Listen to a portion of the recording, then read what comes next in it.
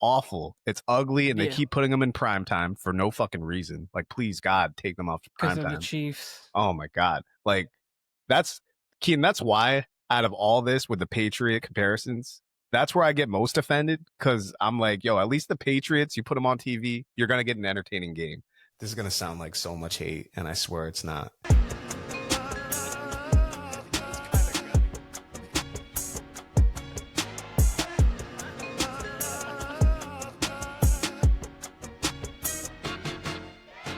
Welcome back to the Warner Brothas Podcast. I'm Kyle, joined today by my brother Keenan and Timmy Garoppolo, Timmy Gray.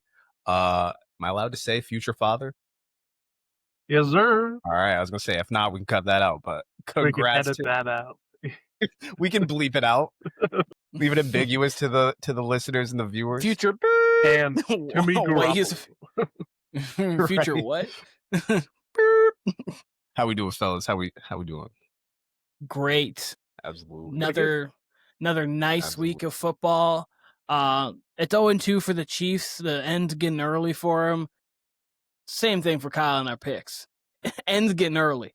This is must-win week for him. He's got to get above 500 quick. It's rough. It's rough out there. I don't even know how I did on Sunday. I know it was like I think it you was were trending 8-8. the same way. It was trending the same way as week one. You're 7-9 and 8-8, and then Timmy, Brandon, and I were 13-3 week one. I was 12-4, and then we're all 15-1 last week. So it is tough ground for you at the moment. I don't know if that means this year's going chalk or what, but I mean, for y'all to go 15-1, and then I just go 500. That's kind of nasty. That's kind of nasty. Timmy was an Atlanta Falcon a loss away, and I was a Denver Bronco no penalty away, as well as Brandon was, to going with a first ever 16-0 week. Disgusting. Disgusting.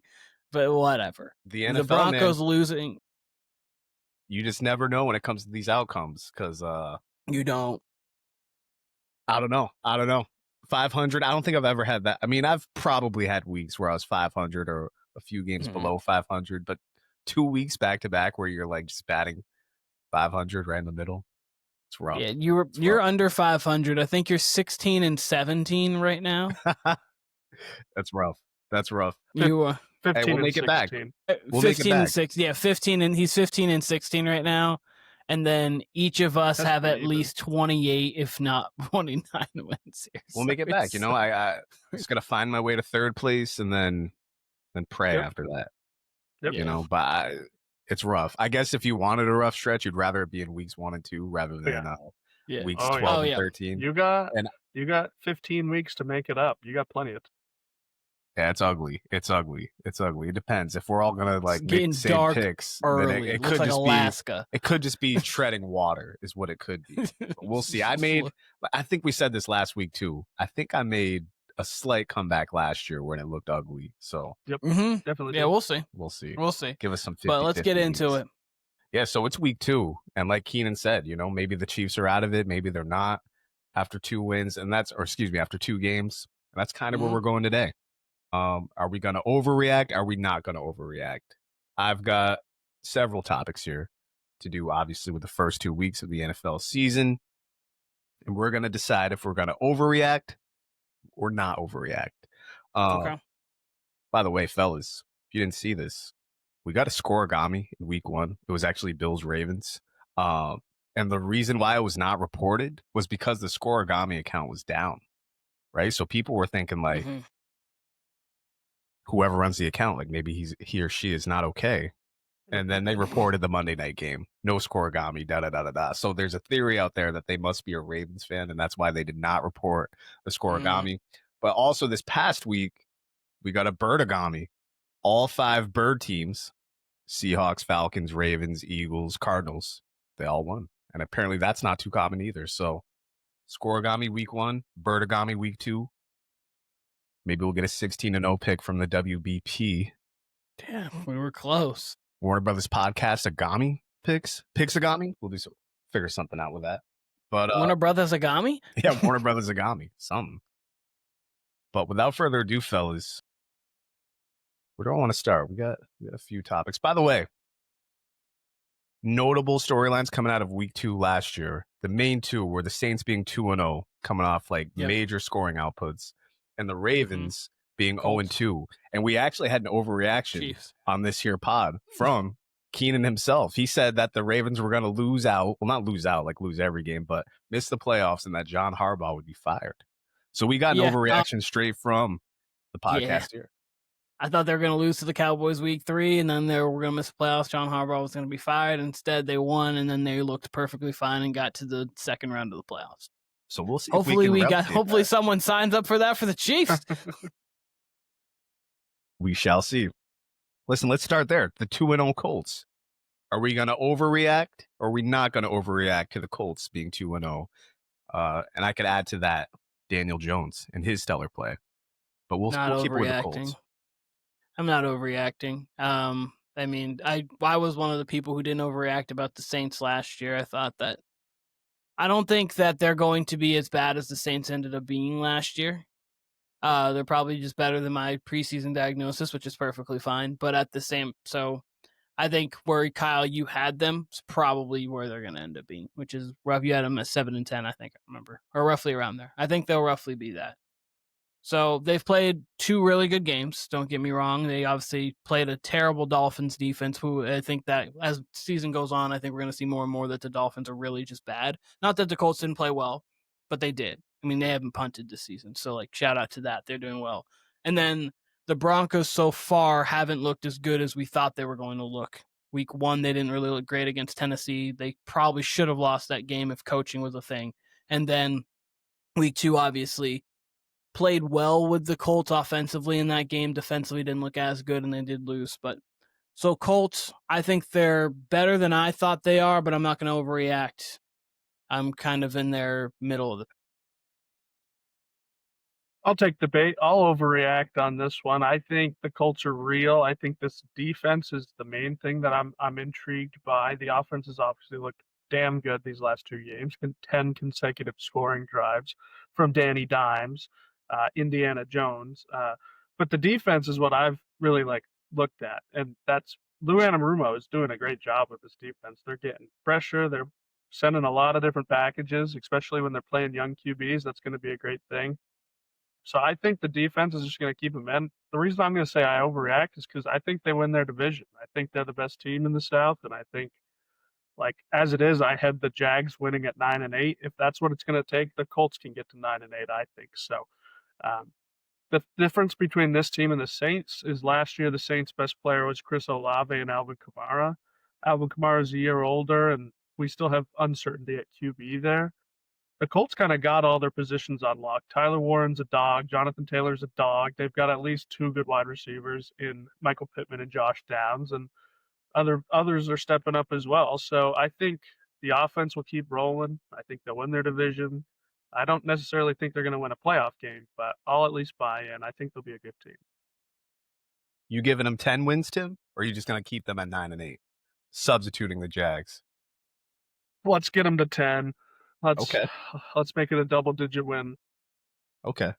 Yeah, I'm not going to overreact, mainly because I didn't see this, but I did think they were at minimum going to be an average team, a serviceable team, even maybe upwards of a good team and possibly a playoff team.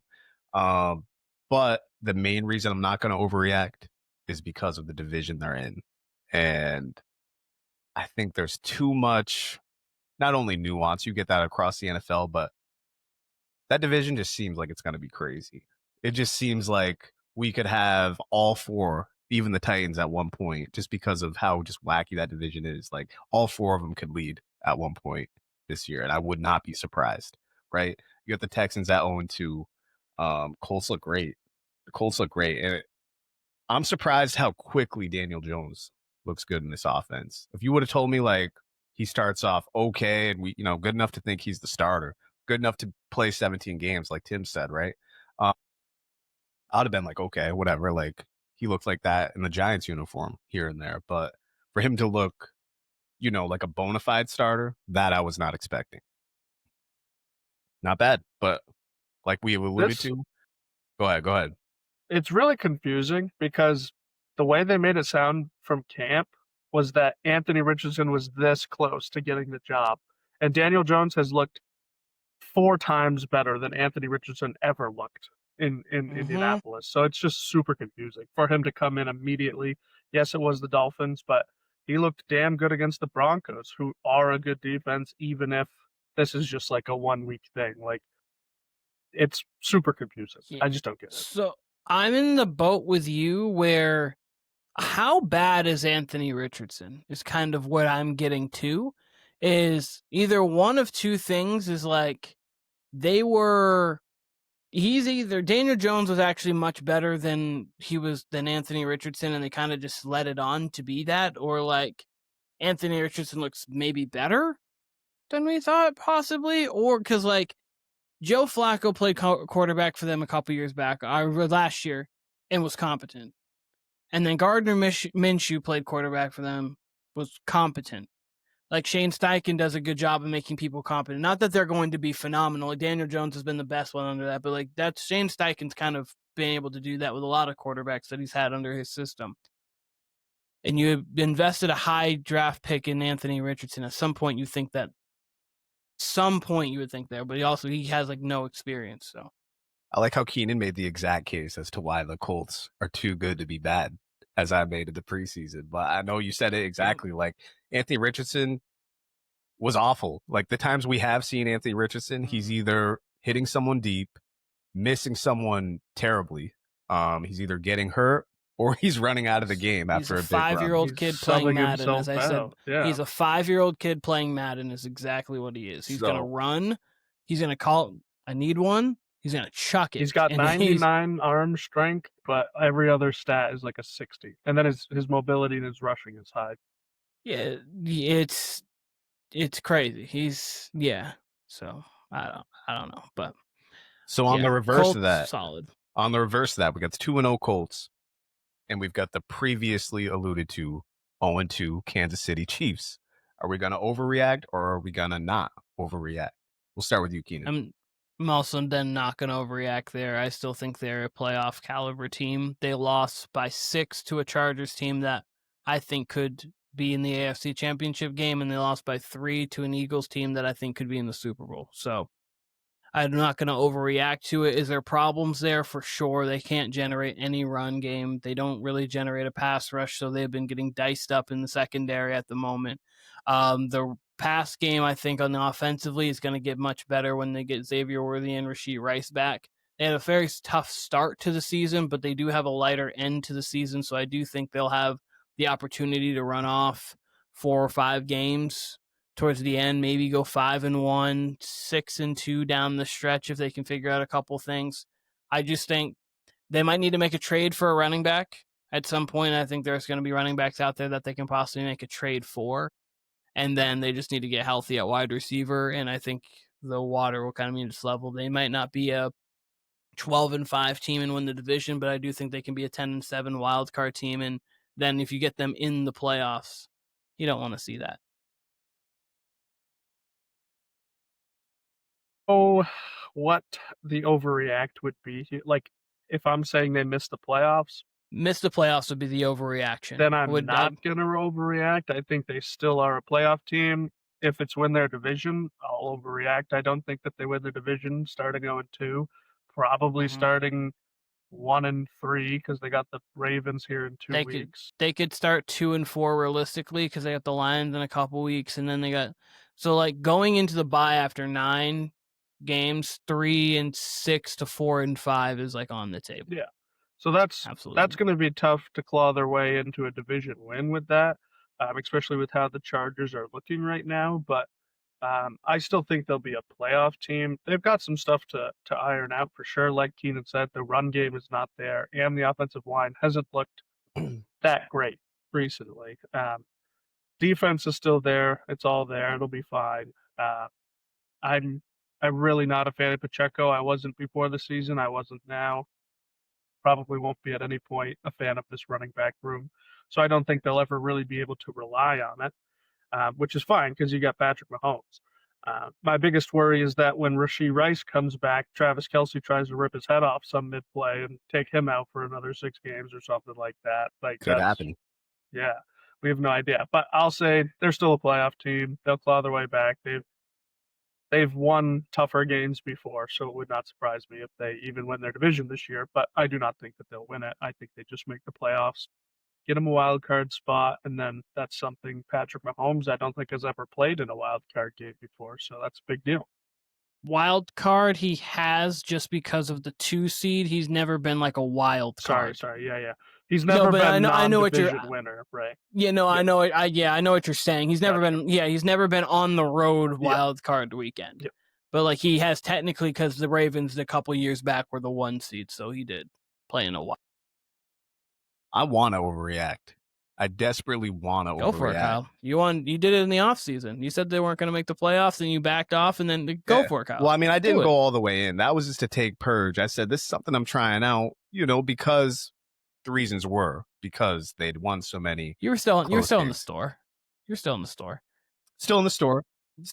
I'm trying it on. Trying it out, right? But my reasons were 1-score games. My reasons was tough division, tough schedule. We didn't know the schedule at the time, but now it's confirmed, like super tough schedule. And I don't know. I think maybe right now through 2 weeks, the Broncos looking okay is their saving grace. Other than that, I mean, do you guys know what they've averaged the last 3 seasons? 2 seasons ago when they won the Super Bowl last season and this season so far. You know what their points per game is? I think it's like 21. 21. It's awful. It's ugly, and they keep putting them in prime time for no fucking reason. Like, please, God, take them off prime time. Because of the Chiefs. Oh my God. Like, that's why out of all this with the Patriot comparisons, that's where I get most offended, because I'm like, yo, at least the Patriots, you put them on TV, you're going to get an entertaining game. The Chiefs have been nothing but slop for the last 3 years, this year included. So if I were going to overreact, it would be because the offense is slop. It would be because they're in a tough division and a tough schedule, but I can't allow myself to get there. I do think they're going to at least go on a competitive run here. But I mean, I think on the very last preseason podcast we did the playoff predictions podcast, and me and Tim were on the side of they could miss the playoffs, or we picked them to miss the playoffs before the AFC Championship game. And you and Brandon were on the side of they make the championship game, because I think you guys had them in the championship game anyway, both you and Brandon. That's what it was. And you guys obviously said they'd make that before they missed the playoffs. And these were part of the reasons why. Just a putrid offense, injuries. I just can't believe how uninventive their offense is right now. But maybe that shouldn't be a surprise through 2 weeks. I think the biggest surprise for me, honestly, Tim says he does not like Pacheco. I expected him to give them not only some burst, but some reliability. At the least reliability, because we at least saw that in the playoff run 2 years ago, Super Bowl run, I should say. And since he came back from his injury last year, he's just been average as hell.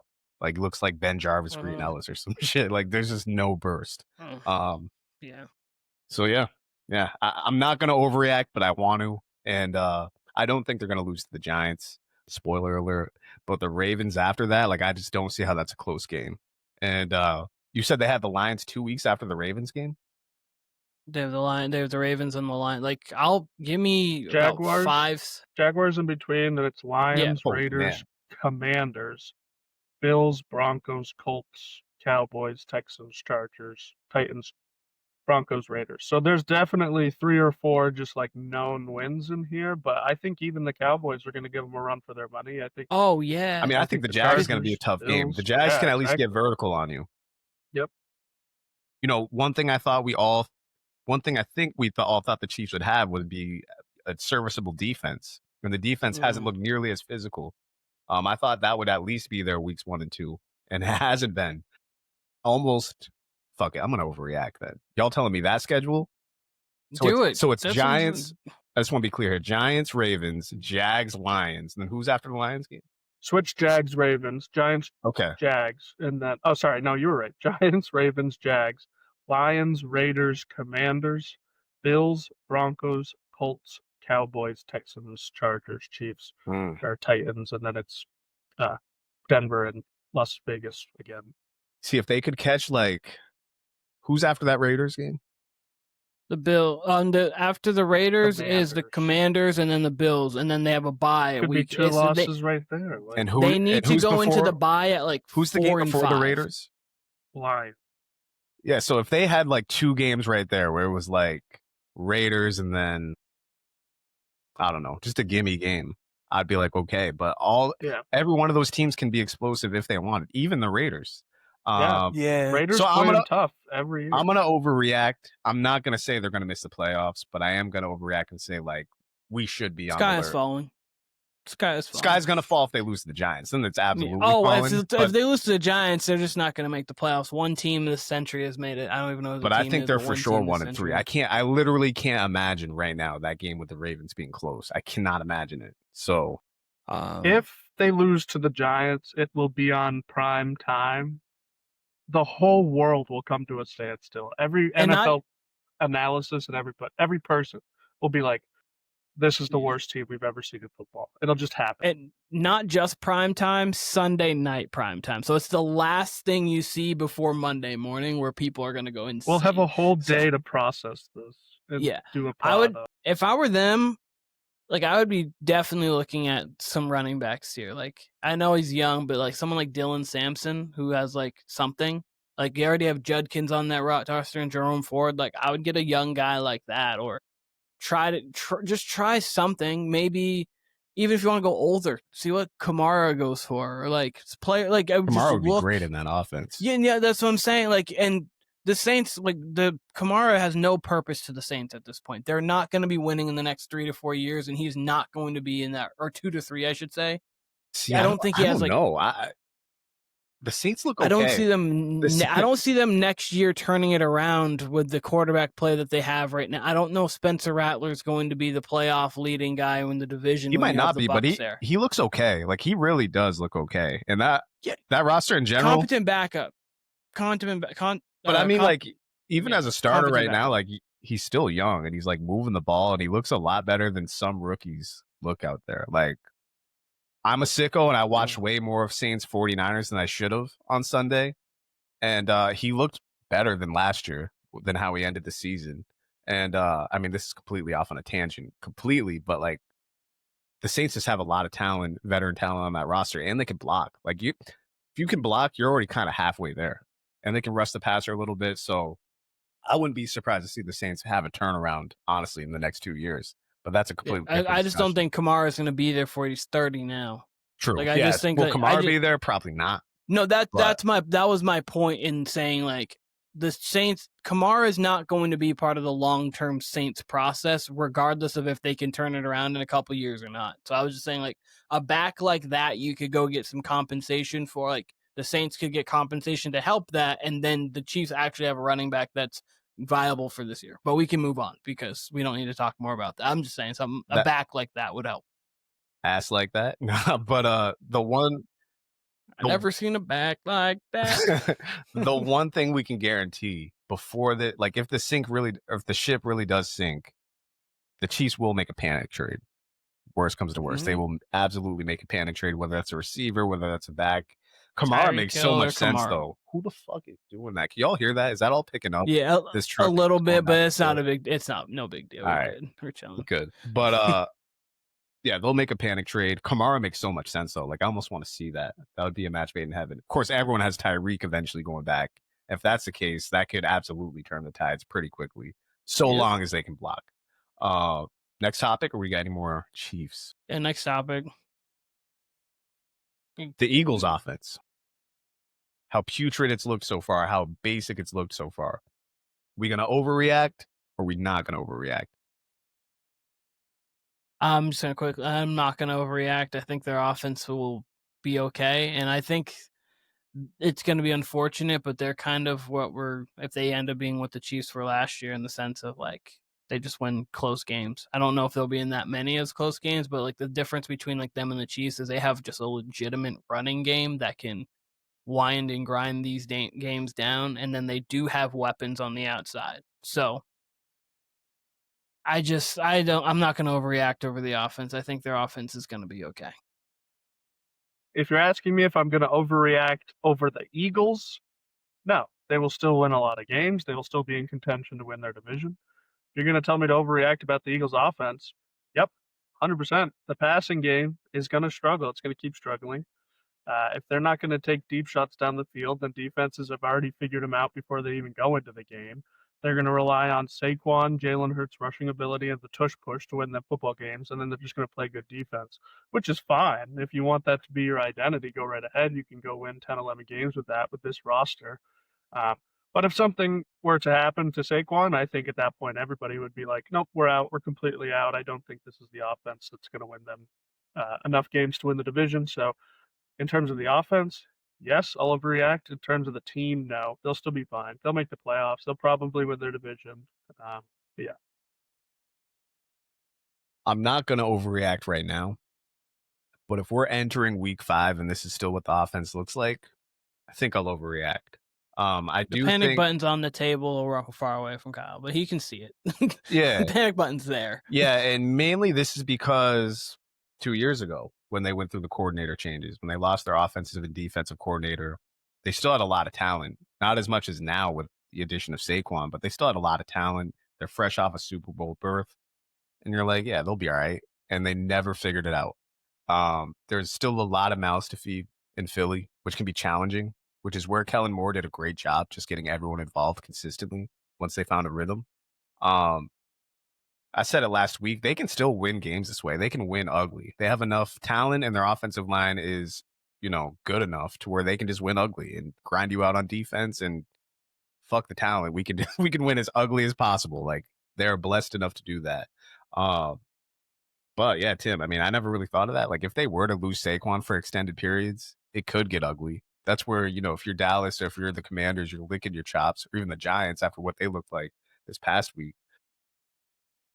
Yeah, I mean, they better not get in a situation where it's like Saquon or bust, where they're giving him the ball like a ton of times, because then it really could get ugly. So I'm not going to overreact right now, but in 2 weeks, maybe, if it's still this putrid.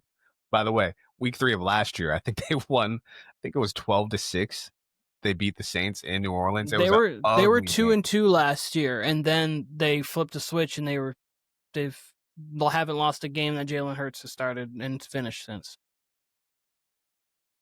For sure. We'll see what happens. Hopefully they can turn it around. But yeah, no, I'm not. I think they have too much talent. I think they'll figure it out offensively.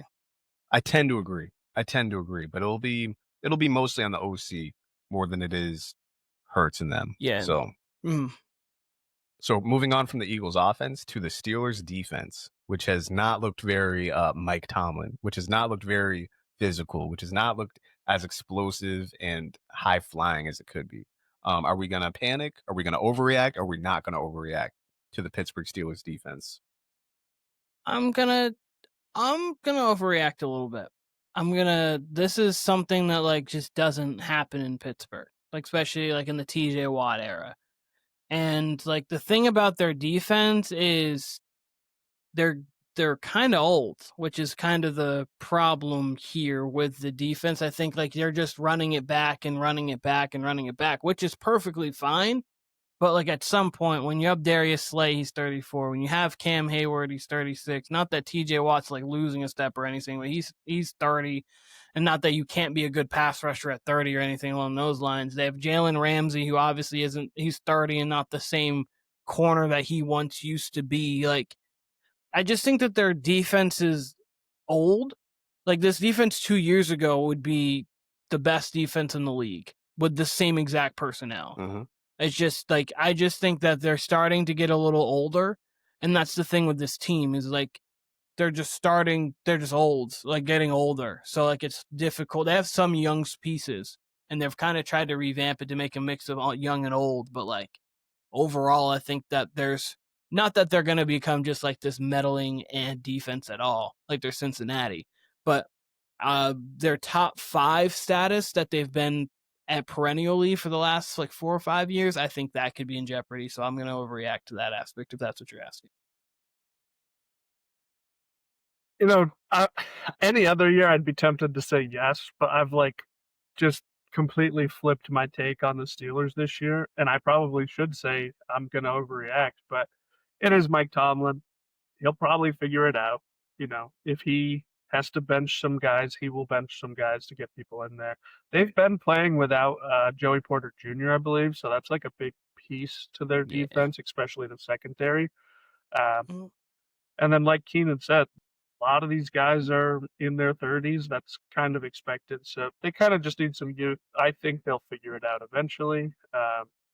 Yeah, I'm not going to overreact. It is the Steelers. Mark my words, they will win 2 games this year, holding the opposing team to less than 13. Thing about it, I am going to overreact. And the thing about it is, Tim, if that were to happen, exactly what you just said, one of those games I would have said would be the New York Jets, who looked awful against the Bills, who I don't think has a great defense. But I was kind of like, all right, week one's a liar. You never really know with week one, right? Steelers, Jets. Oh, everyone has the under there. That was supposed to be an ugly game. We get a shootout, right? And actually, the Steelers defense looked pretty good on Sunday at certain points against the Seahawks.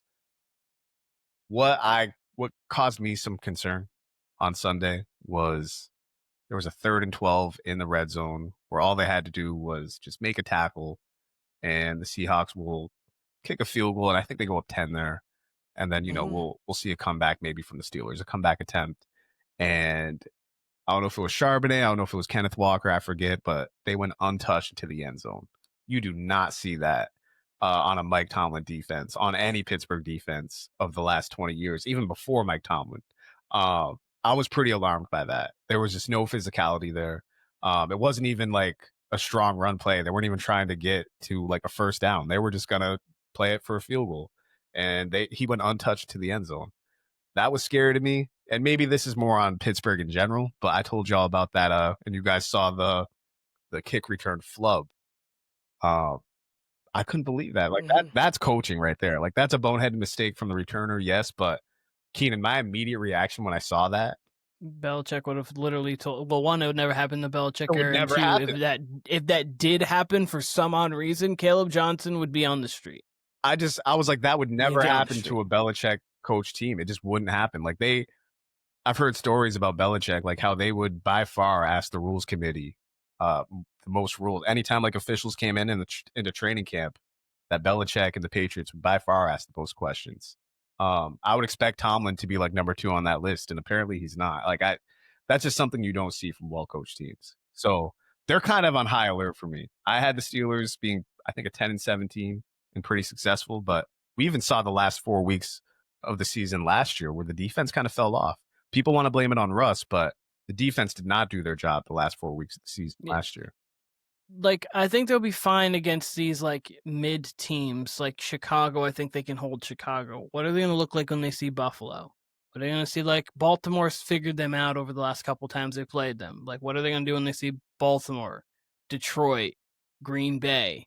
Baltimore, like they could have me. They could have me at quarterback for Baltimore, and somehow it'll be a 14-13 slugfest. The last 2 games have not been that. That's why I question, because, I mean, I don't know if he's figured it out, because wild card 28-14, and then the end of the season 34-17. So we'll see if they figure it out.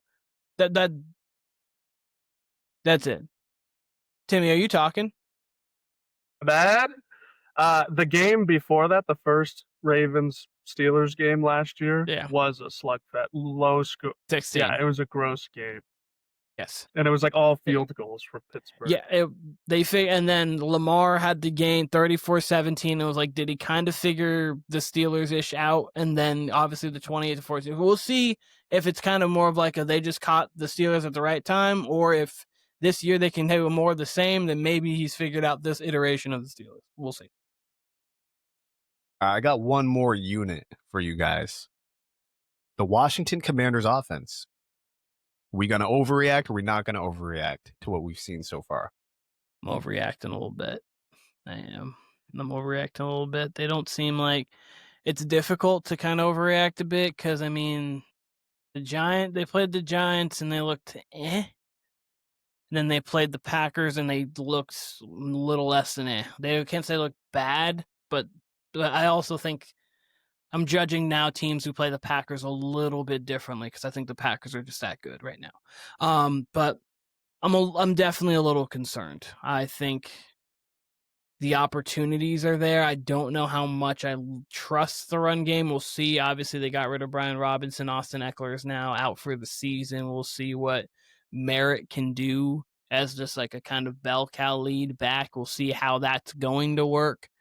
Offensive line wise, they're not like the best in the league. You got Debo. I like how Debo has looked. He's looked a little bit revitalized rather than him. Though there's been a couple plays where I've seen more bursts out of him, especially in that Packers game a little bit, but little worried. I'm not going to sound the alarm like this offense is not going to be able to do anything, but I'm a little worried. And is Jaden going to be able to stay upright with this, how this team's put? Because he might have to put on the Superman cape a little bit more, and he's not built like Josh Allen. I would say I am a little worried, but I'm not going to overreact here. We have still seen, like, this offense got older. I don't know how they managed to do that because they were already like the oldest team in the league last year, but adding Debo did not help that number. It made it go higher. So I still think they'll be fine. I'm kind of worried about this injury with Jaden. Like, is it going to keep him out this week? If he does play, does that cost him something? Like, does he take a hit that kind of really puts him under? That would be my biggest fear for this offense not working. I think they didn't play super great against the Giants, but it is week 1, so we can kind of give them a pass there. And then week 2 is against what looks like one of the best defenses in the league with the Packers. So I'll give them a pass there too. I think they'll have plenty of good games going forward. I also preseason didn't have them as a playoff team. I thought they would regress a little bit. So by my standards, no, this is I'm not going to overreact. I'm not going to overreact. I feel like I should. I thought the offense was going to be the calling card for this team, much like we saw last year. I thought the 4th down play calling, because that's kind of what separated them from every other team, was their 4th down success. I didn't really like what I saw against the Packers last week on 4th down. But if I'm going to reason with myself, like we just said, week 1 can be a liar. It was a divisional game. The Giants have always played them tough. And then you have a short week and you go to Green Bay, which is a tough place to play. So, not the best sample size, right, through 2 weeks. So I'm not going to overreact, but at the same time, I still expect a little bit more from a young Jaden Daniels who can get around and guys who can get open. Yes, they got older, but this still should be an effective offense. Cause for concern for sure, but I'm not going to overreact yet. 2 more weeks of this, 1 month of this, I will overreact. To me, 1 more week of this, I overreact if Jaden's if healthy. Because if you get 10 days and then you get the Raiders at home and you can't do anything, then I'm going to overreact.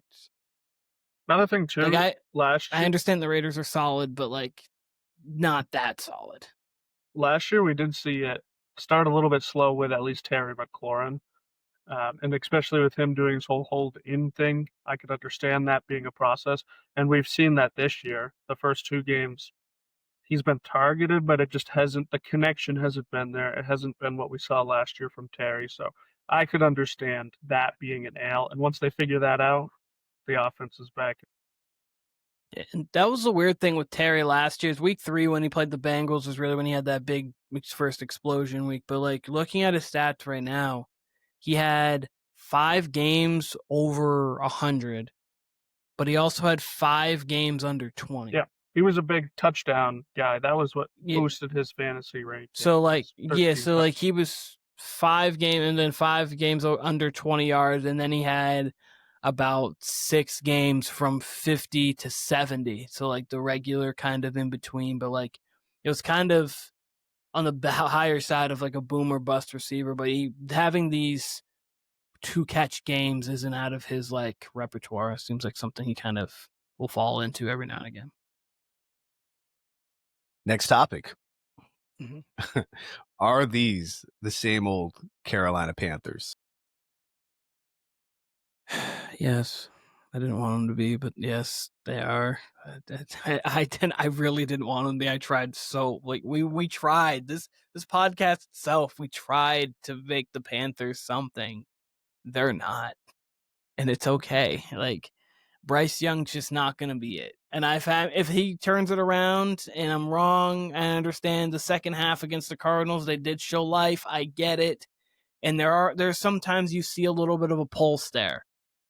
But just overall, no. It's the same old Panthers. Like, Cam Newton left and just took all the swag from him. And just like, it's the same old Panthers. Keen, the only thing I disagree with what you said there was that you said it's okay. I think since their new owner has taken over, I don't have the exact record. I could move it up or I could look it up. I know they've won 34 games, but it's something like 34-82 or 34 and like 120. It's something ridiculously bad. Tim, go ahead. Yeah, they've kind of quietly dodged like a lot of the media in the last 8-10 years, where they've just actually been one of the worst teams in football, and nobody really seems to talk about it the way like the Giants have been talked about or other bad teams. Especially after making a trade like that for Bryce Young and this being the turnaround, they definitely deserve a lot more criticism. I'm still holding out some hope. I liked what I saw kind of in the second half, not necessarily the whole half, but a good chunk of the second half against Arizona. I liked it. I think play calling here is a big deal. In like the whole second half, we saw like almost no targets to Ted McMillan, yet we saw like 7 targets to Xavier Legette. And that's what really bothered me. Game on the line. They're trying to win, and they're throwing 3 red zone, end zone shots to Xavier Legette, who had 2 catches for -2 yards in that game. Like, what are we doing? Just get it to our actual playmakers, Ted McMillan, Chuba. Like, let's get them rolling. And then another thing that doesn't make sense is they paid Rico Dowdle like a hefty bag to come over here, and he has 9 carries on the season. He has 21 yards. Like, they're not even involving him, which is fine. But if you're going to pay him $10 million, why'd you do that? That doesn't make sense. So it is definitely the same old Panthers, but I'm still holding out hope that they can get 6 wins this year. I think that would be like a win. That would be a massive win for them. Kyle, just to let you know on your stat that you were thinking, they're 36-82 over their last since he's taken over. Really close. I actually thought it was like in the hundreds. 36-82. That's on average a 5-12 season. That's putrid. That's putrid. That's awful. That's dog shit. But I want to overreact. I completely anticipated myself overreacting. But the one thing I would say, Keenan, you said Bryce Young isn't the answer. That's like the one reason I'm holding out hope. And Tim's right. He looked pretty competent in that second half against the Cardinals. Whereas last year and his rookie year, especially before the Andy Dalton car accident, Bryce Young literally just looked like a guy out there. Like, there was not, like, he did not look like a quarterback. He didn't look confident. He didn't even look like not confident either. He literally just looked like a base level quarterback out there. Whereas when he came back, when he got his job back, he had some like hop in his step, and he looked confident in the second half against I mean, I think they're a good Cardinals team. I know you guys don't think they are, but like, he looked confident down 27-3 against them, which normally you wouldn't see that. Do I think that's going to actually amount to wins? I struggle to see that. We'll see with the defense, but the offense actually looked okay. And week 1, I think we can give them grace just because they had that, what was it? That weather delay, that thunderstorm delay. So that was a super weird game. Before, but yeah, you're right. So, so here's the thing is, I don't think Bryce is a bad quarterback, and I think if you put him in the right situation, like I think right now, if he was on the 49ers, like instead of like where Mac Jones, I think you actually could get success out of him. I just think on a team like this Carolina team, you'll need Joe Burrow. And I say Joe Burrow because Joe Burrow went into a bad Bengals team and instantly made them a team that was relevant. So like that's like, I think you just need a guy like that who has the ability to take something not great and make it like great. So I just don't know if Bryce Young is that. Like, Bryce Young feels to me a guy who, if you give him everything, he could operate under that. But I don't know if he's a guy that can take less and make it more, which is what I think this organization is going to have for a minute. So I don't think he's the answer here. But I do think he's a quarterback who could actually play in the league. Does that make sense? I'm willing to give him time, considering especially Give 'em considering time, week sir. one. Like last week was almost their week one game, considering how their actual week one game No. went. Because that game, Give them the whole year. I think They're that not hurting anything. Jaguars Panthers game that like ended when the 4:00 games did, and that was a 1 p.m. game. Like that was just a super weird game. So I'm willing Oh to give them yeah, a mulligan. 100%. But I'm just we'll see. They got the Falcons this give week. them the year. This Give them the year. I think this week will tell us a lot. Divisional game, it might be a home game for them. I'm not exactly sure. Wherever it is, that's a heated rivalry, a bitter rivalry, low key, and I don't know. I think we'll find out a lot. We'll know everything we need to know about this team and him by week 8. He's got a pretty solid slate of games next week. He's got Atlanta, which will be a tough game, but it's a divisional game. Next is New England, which is a defense that has been able to be carved up so far, especially without Christian Gonzalez. Then you have Miami, who has looked like one of the worst defenses in the league. You look like Dallas, who's looked like one of the worst defenses in the league so far. They offensively played well. And then you've got the Jets. So if that's your next 5 and you look terrible, we can't do anything for you, sir. You might have to exit stage because then you got Buffalo and Green Bay. That's just not going to go well. That's not going to go well. So the next 5 games for him should be very, very telling, especially because he knows kind of what time it is. Because if not, we're looking for a new quarterback. All right, next topic. Let's go with the 49ers injuries. This was a topic of the preseason. This was a topic of training camp, and the injury bug bit them early with their quarterback, with their starting tight end. So how do we feel? We're going to overreact or are we not going to? I'm going to overreact. I just don't know how they're going to be able to handle it. Because I personally don't know if I can trust Christian McCaffrey for 17 too. And now you're going to have to put a bigger onus on him. Like it's going to have to actually 31 touches is not what you want. He had like 19 last week or some more stuff roughly around there. And like, that's more so where you want him. They can get by New Orleans and maybe Arizona like that. But afterwards they got Jacksonville, LA, Tampa, Atlanta, Houston, New York, LA. That's all going to be tough games. And I don't know how you're getting by that with the injuries that you have, because Brock Purdy could be out 5 weeks, and that would land him 5 weeks from now, would land him going to Houston. And that's a very, very difficult game to come back to that. But we don't know. Brock Purdy might also come back in 2 weeks. We really don't know. And I think it's going to be difficult. So I'm worried. Is it possible they get out of it? Because if Brock Purdy's only out a couple weeks, they beat Arizona and maybe can play with Jacksonville, sure, and they've already won 2 games. I'm worried, though. I am. I think they'll be okay. It is tough when, preseason the injury was like, hey, is Christian McCaffrey going to be there the whole year? He's the only one not injured on this team. Everybody else took a hit. Yeah. I still trust Shanahan. I still trust most of the defense. I think is still there. Brock Purdy has a chance to play this weekend. I think they can win without him. I think Mac Jones can beat the Cardinals. And then Kittle comes back in hopefully 3 weeks. So I think they'll be okay. It is tough, though. Like, one more real injury, like if Juwan goes down or if CMC does go down, that absolutely, at that point, you are just too thin to win football games. So, but right now, I'm holding out. I'm not overreacting.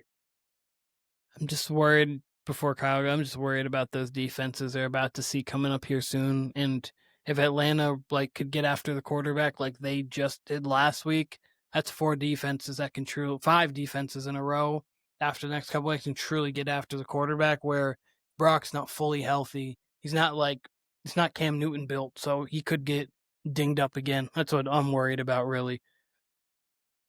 I'm not worried. I'm not going to overreact.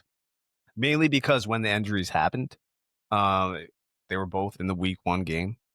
They both appear to be semi-short term, right? 3 weeks left for Kittle. Purdy could be anywhere from now 1 to 4. My guess is he doesn't play Sunday. My guess is he probably doesn't play next Sunday, but I didn't realize he had a chance to play. But hey, I said the Sunday, Mac looked good. Like Mac really did look like the real deal. And he was really only focusing on McCaffrey as well as Juwan Jennings. It still looked good. Like Mac looked legit. You combine that, we've seen this playbook from Kyle Shanahan, the backup quarterback. We've seen him have success with Jimmy Garoppolo, who does not like to throw down the field. And Mac will actually give you chances to push the ball down the field. And he looked damn good. This defense looks good. That's really where they can't suffer injuries to me, is on the defense. They can't lose CMC. Like, that would be the essential. But if they were to lose a receiver, they might be okay. The line looks okay right now. Like, everything looks okay, and they look like a professional football team. Like, they don't look out of sorts. Like, they look good with Mac as their backup. You couple that with Brandon Ayuk coming back, I think week 6, that's going to be about the right time when you're going to want him back. That'll match with when Kittle comes back. That'll match with when Purdy's coming back. So I think they're going to get healthy at the right time.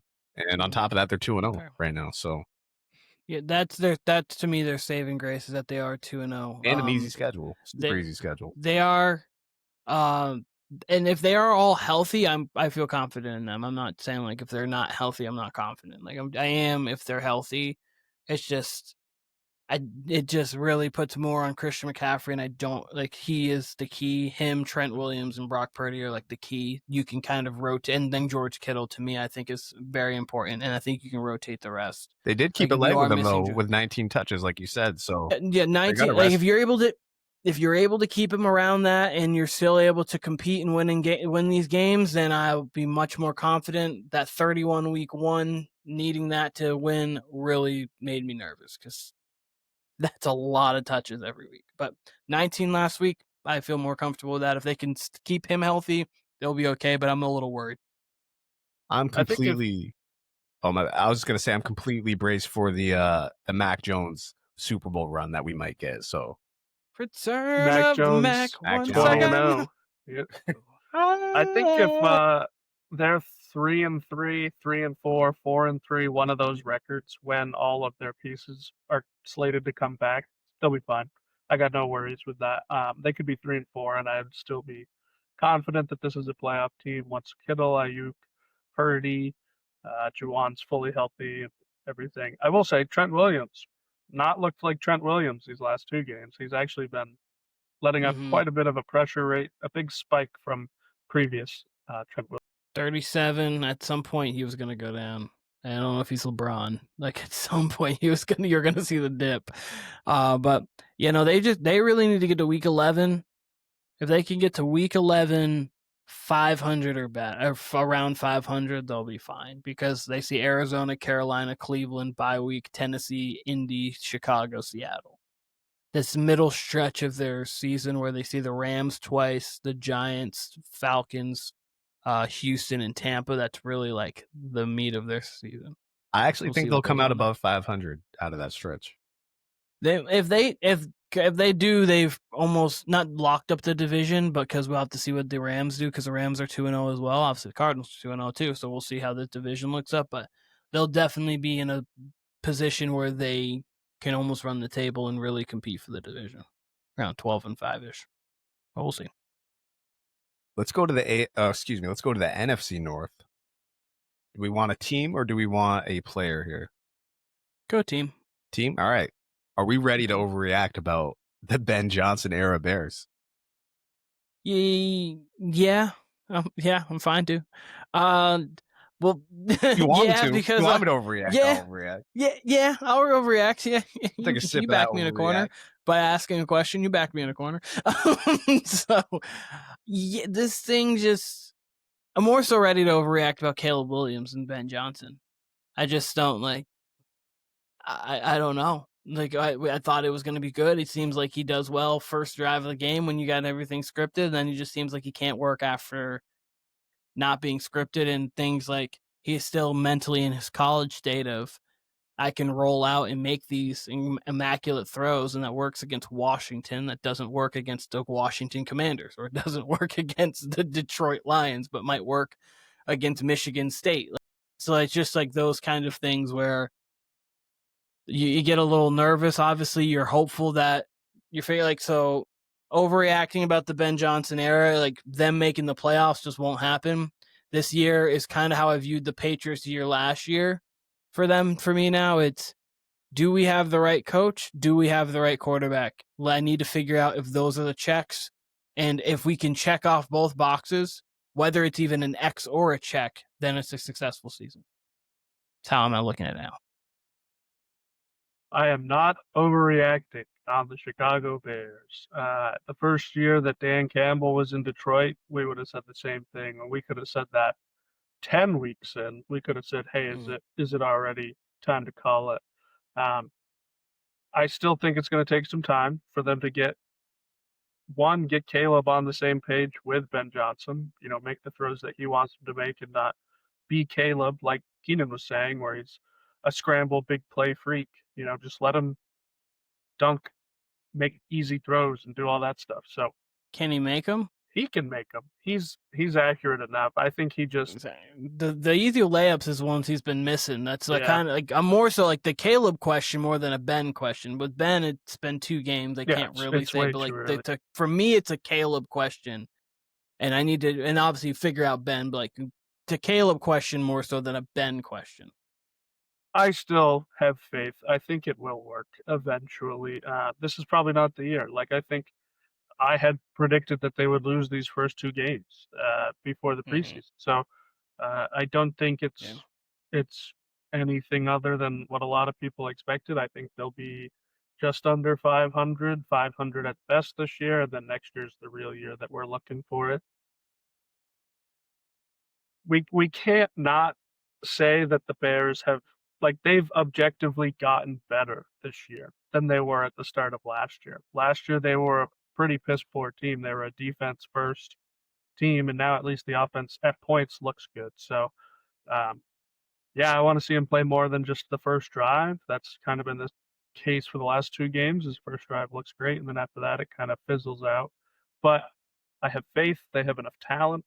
Ben Johnson is a good offensive mind. It will work out eventually. It's just too early for me to say that I'm okay. Keenan, what's your shirt? I've been trying to figure this out the entire time. It's a Nike Space Jam style shirt. Yeah, I like that. It's a dope shirt. Yeah. I thought it was like a Summer Walker shirt, like the throwback 90s looking. Oh, no, it's just Nike Space Jam. I like that. Shirt. You should give me the same one and we can wear it at the same time, matching shirts. Look ridiculous. But so my gut reaction to all these is to not overreact. It's my gut reaction to like any week 2 question. It's like, it's the first 2 weeks. What can you really take away? In this general question, though, where I'm asking about the Bears, I agree with Keenan. I come away most worried about Caleb through these first 2 weeks. I kind of alluded to it on Sunday. How they lost their first game, divisional rival, you're in complete control of that game. You cough it up in the 4th quarter. All right. Second game, divisional rival, a game clearly the Lions had circled on their schedule. Obviously, the Bears did too. It's a divisional game on top of the Ben Johnson, Dan Campbell stuff. And you just get slaughtered. You get waxed, right? So then you can kind of step away and say, okay, 2 divisional games. But I think I'm less worried about Ben Johnson and more worried about Caleb when it comes to that. Man, I mean, look, we went through the whole season last season without bringing up the painted fingernails thing. That's not really a big deal in theory, in everyday life. But let me tell you something, bro. If you're going to play for the Chicago Bears, you're going to play for, like, the Patriots, the Jets. Like, there's certain cities where, like, if you're not winning games, that shit's going to add up on top of, like, losing to the divisional opponents like this. That stuff's not going to fly in Chicago. That stuff's not going to fly in certain cities, where the football is king. It's just not going to fly. So I could see this getting super ugly. Especially gritty cities like that. Like, could you imagine, like, Mike? I mean, it worked with Rodman. You want to know why it worked with Rodman? They were winning 60 games a year, and they were winning championships. So you can get away with it if you're Rodman. Yeah, and even Rodman's in that, breaking his neck to win. It doesn't seem like Caleb. Doesn't seem like Caleb necessarily listens to his coaches that much. And if you listen to people in the offseason, they were saying like Ben Johnson seems like the real deal. Like he seems like a head coach rather than a coordinator. And Caleb, he's just, like you said, Keeney, he looks a lot like last season. He wants to do a lot of his college tricks. He wants to just roll out of the pocket and play backyard football. Can't really do that when you're playing the Detroit Lions and the Minnesota Vikings, both who have stout defenses. So what's he gonna do when he sees Green Bay? Oh boy, like he twice. I was about to say he sees the Lions twice, the Vikings twice, and the Packers twice every year. Yeah, they've got a tough schedule in general. The whole NFC North is a tough schedule. Like even for them, they were last place in that division, and they still got a tough schedule somehow. But we'll see. We'll see. But I agree with you, Keenan. It's more about Caleb to me than it is Ben Johnson and the rest of the team. Yeah. Because, man, if you don't come through, moving on from a team in the NFC North to a player in the NFC North, JJ McCarthy. No ad-lib, no nothing, no. I'm not going to elaborate, just JJ McCarthy. Is it time to overreact or is it not time to overreact? I'm going to not time to overreact. In college, he played very sound, solid football and obviously helped lead Michigan to a national championship. He has a younger quarterback, and then he ended up getting injured for an entire year and then coming back, and it's taken him a second. And obviously he got hurt. Like, so if you're saying about the injuries again, like obviously with him being hurt again, that could be cause for concern to say, okay, so you've already been injured and now we're getting injured again. But when it comes to play, obviously he's played 8 quarters. He's looked bad for 7 of them, and he looked phenomenal for 1. Obviously, that's a 12.5% rate of looking good. That's not great. Obviously, it's not great, but it's his first 2 games in the NFL. I'm going to give JJ McCarthy a fine pass. The thing that I'd be more worried about is he going to be injury prone, and are we going to have to worry about that? Just because 2 games in already from coming off of an injury, you're injured again, kind of scares me a bit. I'll overreact on this one, mainly because he's played 2 games in the NFL, 6.5, 7-ish quarters. He has looked bad, just bad. And 1 quarter against the Bears, of all teams, he looked good. Leads a game-winning quarter. Yeah, he looks great. But the rest of that game, he did not look good. And this entire Monday night game, he looked pretty stinky. The injury is going to keep him out a few weeks, and I think that's just a setback. I don't think he is going to progress any from this point till then. And this team could be bad. Like it could, with Carson Wentz, this team could have 1 win when he comes back from his injury. So I think it'll all be against him. So I just think it'll look like a bad season, even though he's not necessarily a bad quarterback. He just kind of got a bad first year that he started. I'll overreact for this year because I don't think at any point this year he'll look like he did in the 4th quarter versus the Bears for an entire. I think I'm ready to overreact. Tim, you just explained it perfectly. You go from missing your whole entire rookie season. You're injured by your 2nd game. And it's a knee injury again, correct? Ankle? Yeah, I think it's ankle. Is his ankle? But they said it was like 2 to 5 potential. Not great. And this was exactly my worry with this team was like, all right, even if let's say he's not good, like you're going from a 14-win team to who knows what, probably a non-playoff team, right? With a great roster. Like, how do you react to that as a fan, as an organization? Like, it could just submarine everything. That being said, I'm like not even worried about the injury as much as how bad he looked, as you guys alluded to. I was saying a couple of segments ago how Bryce Young, before he came back last year with the Panthers, how nondescript he looked. Like he just looked like whatever in the pocket. JJ McCarthy just looks terrible. Anytime he drops back, I have no confidence he's going to do anything good. And that's because of his body language, not because of what I think of him as a player. I mean, to be honest, he's really the first snaps I've ever seen him play. You know, I didn't see him at Michigan. I think the whole JJ McCarthy experiment is risky. But he just looks awful. And then you add an injury on top of that. Like Tim said, how can you progress if you're going to be out another 3 weeks, right? Then you're going to be thrown literally into the fire because it's only going to be more divisional games and tougher games after that at a tough point in the season. So I'm going to overreact a little bit just because, again, kind of was saying it with Caleb and Ben Johnson, this is kind of the stuff that can submarine your career. It's not necessarily your fault. Injuries aren't his fault, but you add that on top of poor play, could get ugly.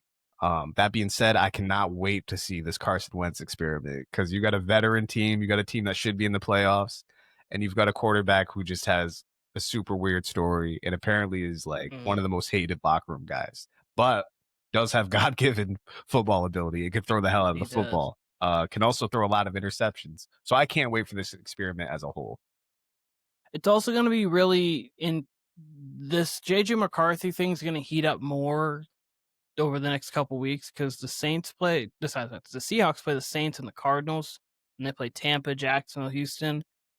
If Sam Darnold does well, if they happen to make the playoffs, he's been like Sam Darnold's been like, he's just literally been But like the better Sam Darnold does, the more pressure it puts on Minnesota because it comes back to the situation of like Sam Darnold's not like old by any means. Why didn't we just keep him? So like and trade JJ McCarthy. All they had to do was franchise him. I thought they should have kept him. So that's the thing that I think is going to be very interesting for this is I think that the Seahawks, something that's out of their control 100% completely. The Seahawks I think are going to maybe heat up the clock a little bit because Sam Darnold is literally a month younger than me. So I'm 28. So like he's still very young. Keenan's still got a 6-year contract left in him, guys. So somebody sign this. Well, after that, 100%. after that punt recovery that we saw Tim, I don't know. Listen, here, all I got to say is this. I'm a much better man than I was that was a little boy then. I'm a much better man now. So we'll see. We'll set up the same exact situation. Somehow. Yeah, we'll try to get a punt recovery, a muff punt recovery. Okay. I don't know how we do that, but we'll do something. You can just run me on some routes. I'll show the difference. Do a foot race. We'll do a 40-yard dash. That's what we'll do. Yeah, just give me a 40-yarder. We'll be fine. All right. Fellas, this is the last topic. This was probably the biggest story coming out of week 2. And that's Joe Burrow's injury. Much like JJ McCarthy, I'm not going to say Joe Burrow's injury. I'm not going to say Joe Burrow the player. Well, I am going to say Joe Burrow the player. Just Joe Burrow. We going to overreact to Joe Burrow or are we not going to overreact to Joe Burrow? I'm going to overreact. And I'm overreacting because, like, he might just be injury prone a little bit. Definitely. I know, but he might just be injury prone a little bit. That hurts my heart. He's my favorite quarterback in the NFL.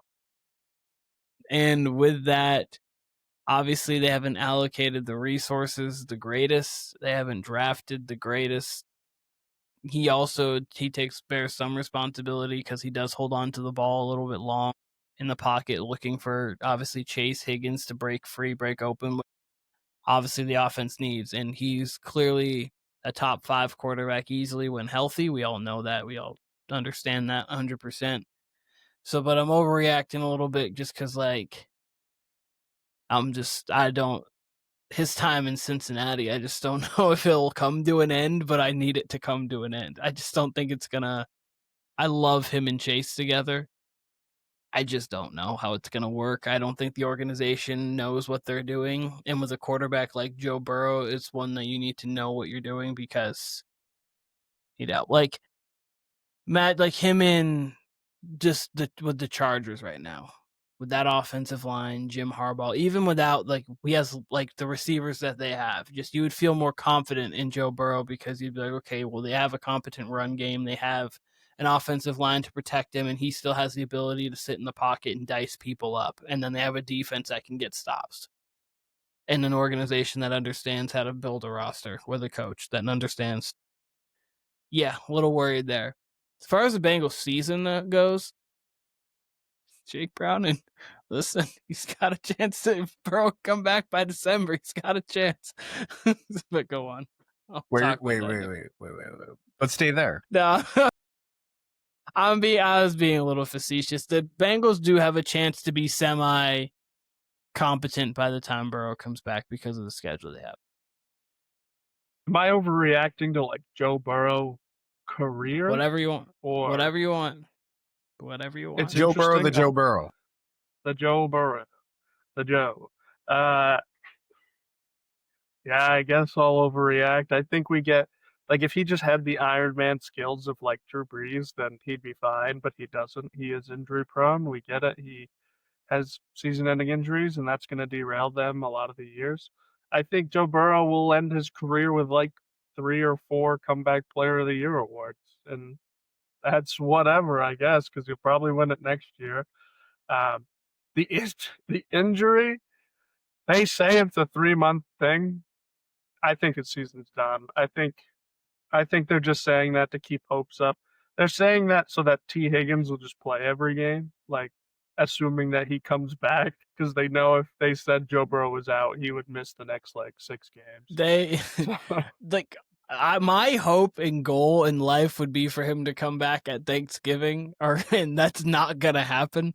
Like I know it's a 3-month injury, and it's like he'd be coming back like mid-December, but like they're 2-0. They have Minnesota, New York, Chicago, New England. Like maybe they could sneak out to 6-6 and then get to Baltimore, Buffalo, Baltimore, Miami. Jesus Look, Christ. If Joey B Wait, they got was- He Baltimore come back 2 as times in 3 Baltimore weeks? and then he just leave. Yeah, they go Baltimore, keep doing Buffalo, that. Baltimore. Yo, pretty nice. at some point they got to just do like you know how in the NBA they do home and home sometimes, like back-to-back nights. Yeah. Like that's one thing I haven't seen the NFL ever do is back-to-back divisional games, like with the same opponent. And they should if they're gonna just put one in between. Like there's no point. Just put It them would work. back-to-back. It would work there too because they have Thanksgiving 10 days and then they'd go just a game again. So like that would work if you're gonna do that team. But no, I'm being more facetious than anything. Their season's pretty much done. But like I'm laughing. like as a Bengals fan, you could talk yourself and be like, yeah, Minnesota, Carson Wentz, we can go beat them. Are you kidding me? maybe We've seen Pittsburgh looks old, guys. Pittsburgh look old. What are we talking about? And then we got the Jets, the Bears, the inept Bears. Jake Browning looks better than Caleb we're gonna be Williams, 6-0. guys. We can get to 8 wins before Burrow comes back. Come on, we've seen wackier things. the true fan talks you into it, but I don't believe that. But the true fan can talk you into it. We've seen wackier things, and Jake Browning is at least one of the better backups that we can give them, and he's familiar in this offense. So those are It's the unfortunate good he's things. familiar in this offense because Those that means are- Burrow's been out. That's the positivity. I'm dying at the thought of like 4-time comeback player of the year, Joe Burrow, and that's like that's on his Hall of Fame resume. Be like, you know, Super Bowl finalist, Yep. 4-time comeback player of the year, 4-time All Pro. Two top- nuts. Two-time top 5 MVP voting. That's a comeback player of the year. The multiple definition times. of boomer bust, basically. Yeah. I don't- What's gonna be funny is if Jake Browning leads them to like a playoff berth, and then Joey comes back and he's like, "Thanks, Jake," and then they get blown out like 45-12 in the wild card round, and he's like, "All right, Yeah, next no. year." No, okay, so now let me I know you haven't fully answered this, but I'm going to kind of have you answer it with this. Would you at all, as a Bengals organization, would you think that you need to move on from Joe Burrow because of the injuries? That will never happen. I can't see that happening. No, I'm asking you if you would, If if I would- you're an owner. From Joe Burrow? Mm, Would I I'm move what- on from Joe Burrow?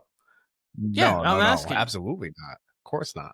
I see. I wasn't sure. There are certain people out there who get worried about the injury and the fact that you're trying to build a roster around someone who takes up so much cap Still Joe space and that. Burrow. If he was So- like 34, 35, 36, okay. Because that's what happened with Peyton and Andrew Luck.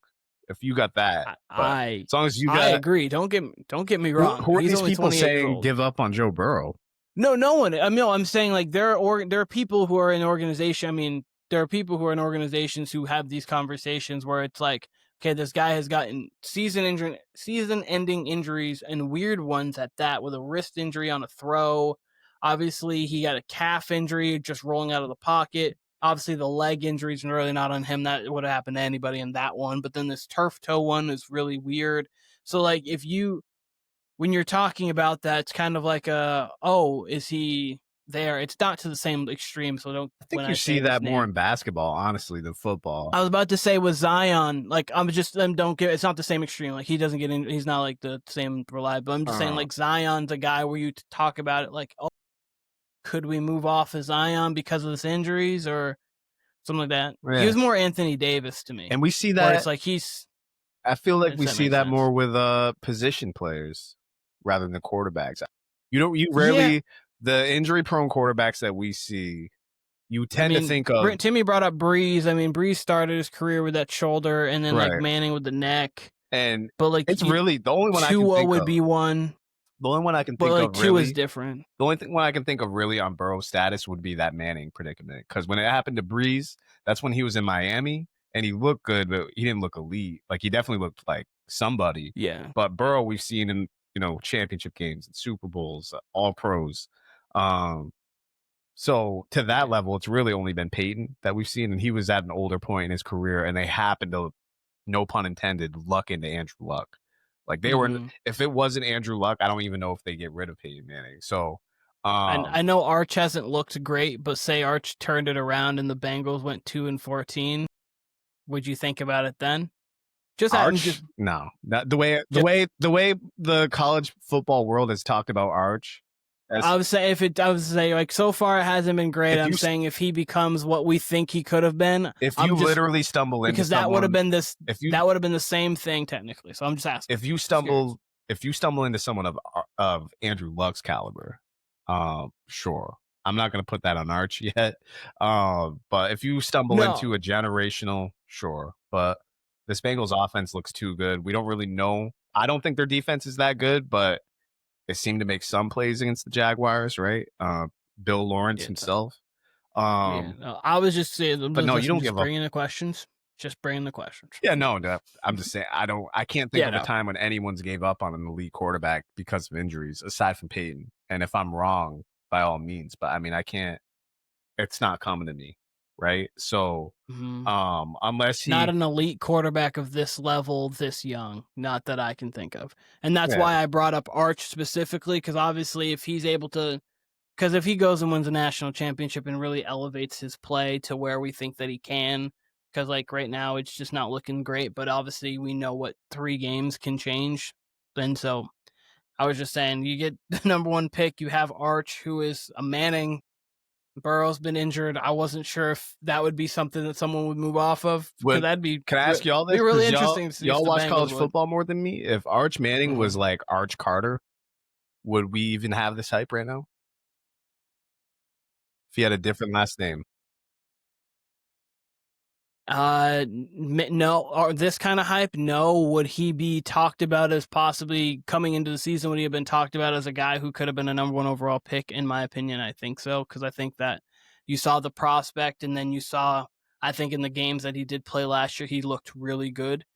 He looked better than Quinn Ewers, and so like when you have that, and then going into it, his running ability, I think yes. I think after these first weeks, he'd be talked about like a guy named like Cade Klubnik and like those kind of guys, where he'd just be talked about, but not like he's talked about because his last name's Manning, like to the level he is. I'd say no, because when he came out of high school, like, and he decided to commit to Texas, from that point on, everybody just like any non-football watching fan was like, oh yeah, he's going to be the starter there, even though it took him a year. Like Quinn was better at times for most of the season while he wasn't injured. Quinn was definitely a better quarterback than him. I think he's kind of been set up to succeed. This team is really good, so like he should succeed, but everybody's expecting him to succeed, so they kind of just like thrusted him in there, where if he wasn't a Manning, I don't know if his high school tape, it was great, don't get me wrong, but I don't know if it would have been like walk into a starting job at Texas, of all schools in the country, good. So I would say no.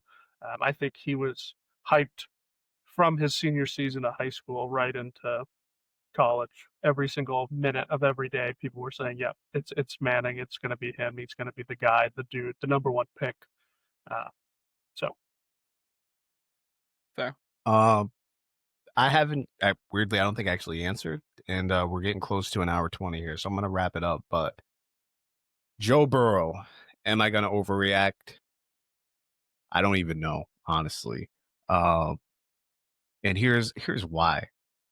Watch football, I don't know, since I was like 8 years old, I guess. And I've seen turf toe a million times. Matter of fact, Brock Purdy has turf toe right now. And I usually seen it dealt with in the Brock Purdy realm. It's a couple weeks, or maybe you can play with it.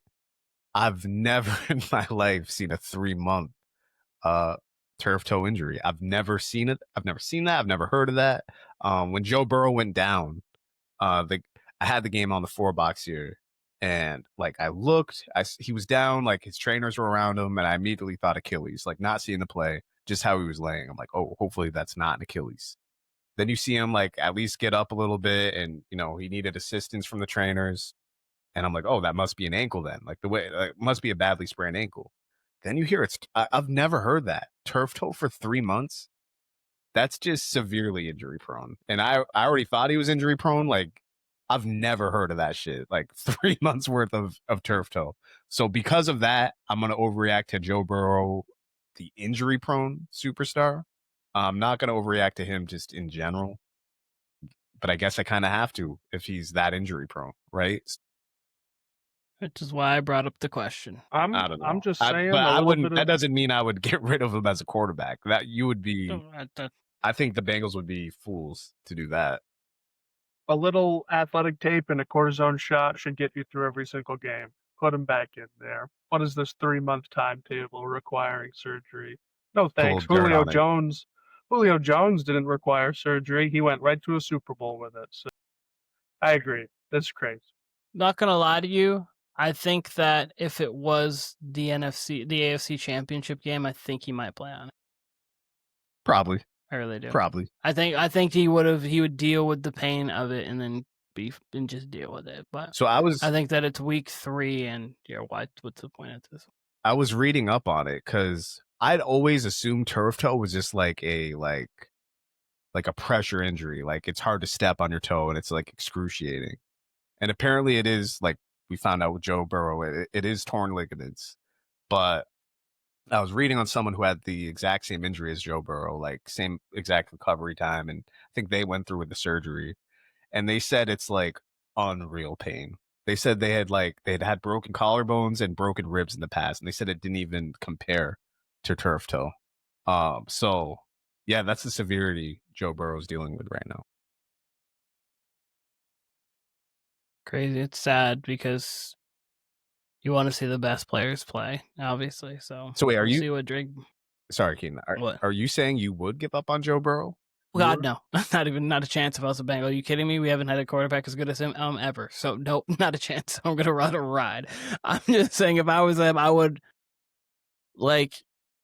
be trying to do whatever I can to build this offensive line to be like the best in the league. Like whatever that needs to do, it's more important than the defense because why they shouldn't have re-signed T. Higgins. I would have traded him a couple years back. That's what what are we talking? Like I would honestly, and I think too, like I would even see what you could trade for him in like a year. Like if he's still young, like what could you get? Because at this point, his health matters more than any other anything. It doesn't matter. Have a bad defense and you still have a chance to make the playoffs. We saw it last year. And T. Higgins wasn't there all year last year. Yeah, you kind of wonder why they have enough talent there. Why wouldn't you scheme for like a quick hitting offense? I understand Chase and Higgins can get deep, but like if you know your offensive line's bad. Chase is the kind of guy you put in a slot. He runs a slant and you can take it 80. But I mean, I don't understand why they don't. Why wouldn't they go? We saw that with Brady at points when the Patriots' offensive line wasn't great. They just switched to dink and dunk, and they were okay until it was comeback time. Yeah, it got rough, but that's how you build offensive lines. And that's the thing. Like you saw Brady, especially late Brady, was like, "Yeah, okay, early in the season, I'm not taking a hit. Like you will not see me taking a hit. I will fall before I take a hit." Late Brady, but then when it came to January, it's like, yeah, I'll take it. I now know I need to throw this ball on 3rd and 10 to Edelman, so I will get hit into. But like Joe Burrow should play like that at this point. Like they might have to try to treat him like Kawhi Leonard, but not how quiet in the media these days. But whatever, we can go now. But golly. Listen, this was the Warner Brothas Podcast. Actually, fellas, any final comments before we move on? Wait. We got to get picks for a Thursday night game. Bills we do got to give picks for Thursday night game. I've got the Bills. Big 31-15. Take it. I want to know how high I should go with the Bills. If you think your boy's getting fired, then you got to take it to like 55. I'll go 33-10. Okay. Is this the game? Is this Mike McDaniel's last game? They're already flying blimps, man. I've already seen them. Fire McDaniels, fire GM, fire owner. I don't know. Because you got 10 days off after this. It seems like it would be the time. It's a little early. 3 games is pretty early, but and a loss to the Bills on the road on Thursday doesn't seem like the move for it. I'd be like, hey Mike, just stay up there in Buffalo. Just take Kyle, if they lose to Carolina on October 5th, he'll be fired on October 5th. Maybe I don't know. If the game goes how you guys say it's gonna go, I don't know if he survives it. I don't know. Yeah, he might survive that one because he does have a 10-day window, and if they lose to New York, actually, I could see them out of the New York game. Just saying, he won't even leave September. Well, hey, I need to win. The Bills at home are a safe bet, so we're gonna go with the Bills. I'm gonna hope for a competitive game. I'm gonna pray for a competitive game. Let's say 31-22. I'll say the Dolphins lose, but they hang in there a little bit. 31-22. Bills of Buffalo. As long as the Bills win by 6, I'm fine. Sure. But yeah, Warner Brothas Podcast. Warner Brothas Podcast. Oh, go ahead. Sign out. Mm-hmm. Sign out. No, you go. Okay. Oh, God doesn't want to sign out. Okay, Warner Brothas Podcast. Instagram, TikTok, YouTube, all at Warner Brothas Podcast. We appreciate all of you guys. Like, comment, subscribe, and we'll be seeing you guys again very soon.